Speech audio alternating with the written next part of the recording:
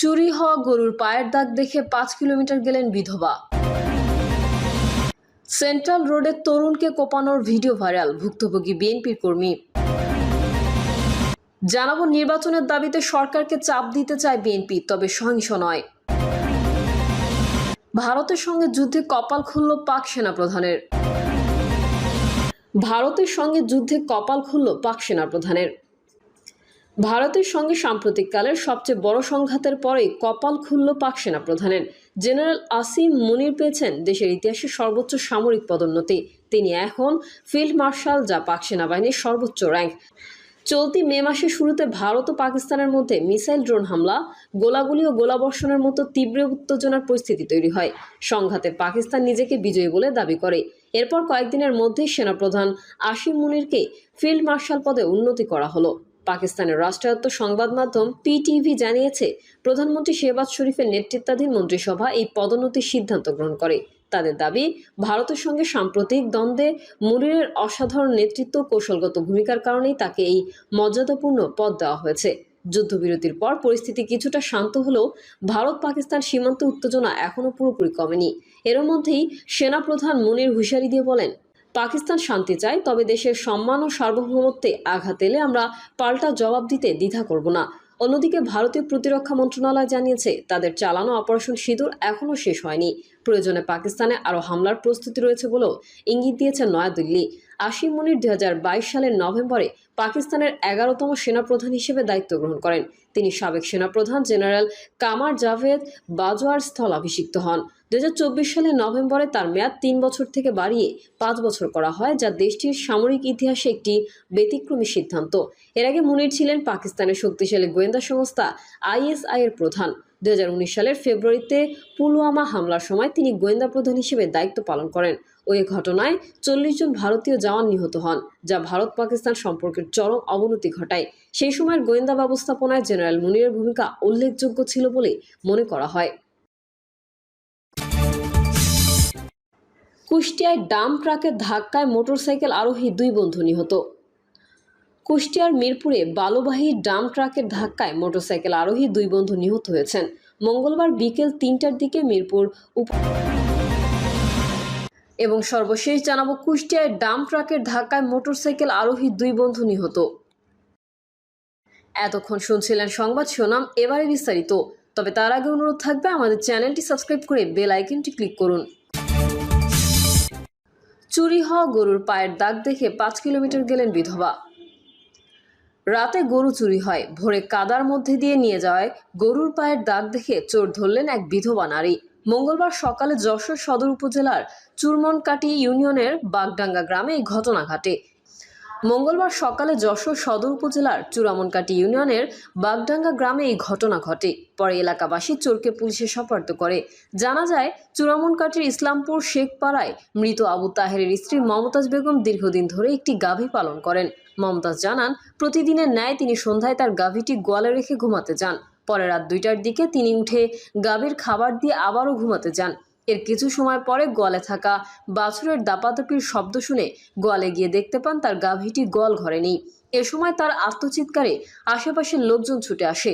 সন্ধ্যায় প্রবল বৃষ্টি হওয়ার কারণে গরু যেই পথ দিয়ে চোরেরা নিয়ে গেছে তার পায়ের দাগ অনেকটাই দেখা যাচ্ছিল। এই সময় বিধবা মমতাজ কয়েকজনকে সাথে নিয়ে গরুর পায়ের দাগ ধরে এগোতে থাকেন। প্রায় 5 কিলোমিটার দূরে বাগডাঙ্গা সেন্ট্রাল রোডে তরুণকে কোপানোর ভিডিও ভাইরাল, ভুক্তভোগী বিএনপির কর্মী। জনবহুল সড়কে গাড়ি চলছে, পথচারীরাও হাঁটছেন। এমন একটি সড়কে ধারালো অস্ত্র হাতে 3 জন মিলে এক ব্যক্তিকে এলোপাথারি কোপাচ্ছেন। কোপানোর পর এক ব্যক্তি মোটরসাইকেল চালিয়ে ঘটনাস্থল ত্যাগ করেন। এমন একটি ভিডিও সামাজিক যোগাযোগ মাধ্যমে ছড়িয়ে পড়েছে। খোঁজ নিয়ে জানা গেল, গত রোববার রাত 11:30টায় রাজধানীর সেন্ট্রাল রোডের ভূতের গলির প্রবেশ মুখে ঘটনাটি ঘটে। ভুক্তভোগী ব্যক্তির নাম সাইফ হোসেন মুন্না। তিনি কলাবাগান থানার 16 নম্বর ওয়ার্ড বিএনপির একজন কর্মী। তিনি এখন রাজধানীর জাতীয় অর্থোপেডিক্স ও পুনর্বাসন প্রতিষ্ঠানে চিকিৎসাধীন। পুলিশ জানায়, রোববার রাতে কাজ শেষে বাসায় ফেরার পথে সাইফ হোসেনের গতিরোধ করেন মামুন নামের এক ব্যক্তি। তখন মোটরসাইকেলে করে ঘটনাস্থলে আসেন MC শুভ ও রানা নামের 2 জন। আরেকটি মোটরসাইকেলে আসেন মোবারক নামের একজন। সাইফকে উপরে তুলে মাটিতে ফেলে দেন মামুন, আর শুভ মোটরসাইকেল থেকে নেমে এলোপাথারি কোপাতে শুরু করেন। পরে তার সঙ্গে আরও 2 জন যুক্ত হন। কোপানোর পর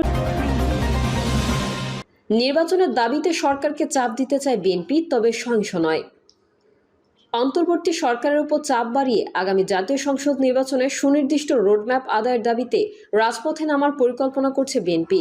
তবে আন্দোলন হবে শান্তিপূর্ণ, এই অবস্থানে অনড় দলটির নীতি নির্ধারকরা মনে করেন পরিস্থিতি যেদিকে যাচ্ছে তাতে নির্বাচন ছাড়া সংকটের সমাধান নেই। তবে আন্দোলন যেন কোনোভাবেই সহিংসতায় না গড়ায় সেই বিষয়ে সর্বোচ্চ সতর্ক থাকতে চায় বিএনপি। বৈঠক সূত্র জানায়, বিএনপির নেতারা মনে করছেন সম্প্রতি গুরুত্বহীন কিছু ইস্যু নিয়ে বিভিন্ন পক্ষের হঠাৎ মাঠে নামার পেছনে উদ্দেশ্য প্রণোদিত কিছু আছে। এতে আইনশৃঙ্খলা পরিস্থিতিরও অবনতি হচ্ছে। নেতারা বলেন, জুলাইয়ের আন্দোলনের ফসল এই অন্তর্বর্তীকালীন সরকার। এটি ব্যর্থ হলে কিংবা নির্ধারিত সময়ের মধ্যে নির্বাচন না হলে গণতন্ত্র হুমকির মুখে পড়বে।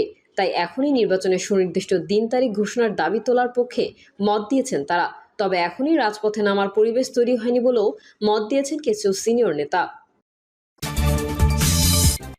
ভারতের সঙ্গে যুদ্ধে কপাল খুলল পাক সেনা প্রধানের। ভারতের সঙ্গে সাম্প্রতিককালের সবচেয়ে বড় সংঘাতের পরেই কপাল খুলল পাক সেনা প্রধানের। জেনারেল আসিম মুনির পেয়েছেন দেশের ইতিহাসে সর্বোচ্চ সামরিক পদোন্নতি। তিনি এখন ফিল্ড মার্শাল, যা পাক সেনাবাহিনীর সর্বোচ্চ র্যাঙ্ক। চলতি মে মাসের শুরুতে ভারত ও পাকিস্তানের মধ্যে মিসাইল, ড্রোন হামলা, গোলাগুলি ও গোলাবর্ষণের মতো তীব্র উত্তেজনার পরিস্থিতি তৈরি হয়। সংঘাতে পাকিস্তান নিজেকে বিজয়ী বলে দাবি করে। এরপর কয়েকদিনের মধ্যেই সেনাপ্রধান আসিম মুনিরকে ফিল্ড মার্শাল পদে উন্নতি করা হলো। পাকিস্তানের রাষ্ট্রায়ত্ত সংবাদ মাধ্যম পিটিভি জানিয়েছে, প্রধানমন্ত্রী শেহবাজ শরীফের নেতৃত্বাধীন মন্ত্রিসভা এই পদোন্নতির সিদ্ধান্ত গ্রহণ করে।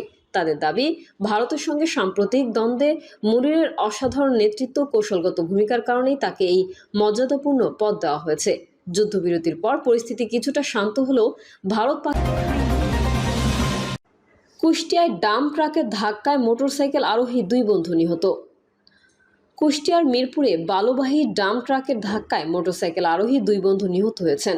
মঙ্গলবার বিকেল 3টার দিকে মিরপুর উপজেলার যোগীপুল এলাকায় কুষ্টিয়া মেহেরপুর সড়কে এই দুর্ঘটনা ঘটে। নিহতের স্বজন ও পুলিশ সূত্রে জানা গেছে, মোটরসাইকেল যোগে রাব্বি ও তুষার মিরপুর থেকে কুষ্টিয়ার দিকে যাচ্ছিলেন। পথিমধ্যে কুষ্টিয়া মেহেরপুর সড়কের যোগীপুল এলাকায় বিপরীতগামী একটি বালুবাহী ডাম্প ট্রাক তাদের মোটরসাইকেলে ধাক্কা দেয়। এতে তারা 2 বন্ধু গুরুতর আহত হন। এ সময় অপর আরেকটি মোটরসাইকেলকেও ধাক্কা দেয় ট্রাকটি।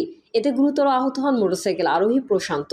স্থানীয়রা তাদের উদ্ধার করে কুষ্টিয়া জেনারেল হাসপাতালে নিয়ে এলে জরুরি বিভাগের চিকিৎসকরা তুষারকে মৃত ঘোষণা করেন। পরে চিকিৎসাধীন অবস্থায় তুষারের বন্ধু রাব্বিরও মৃত্যু হয়।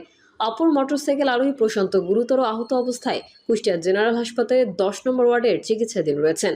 বিষয়টি নিশ্চিত করে কুষ্টিয়া জেনারেল হাসপাতালের দায়িত্বরত চিকিৎসক সবুজ হোসেন এবং বলেন, হাসপাতালে আনার আগেই তুষারের মৃত্যু হয়। গুরুতর অবস্থায় ভর্তি হওয়ার পর চিকিৎসাধীন অবস্থায় রাব্বিরও মৃত্যু হয়।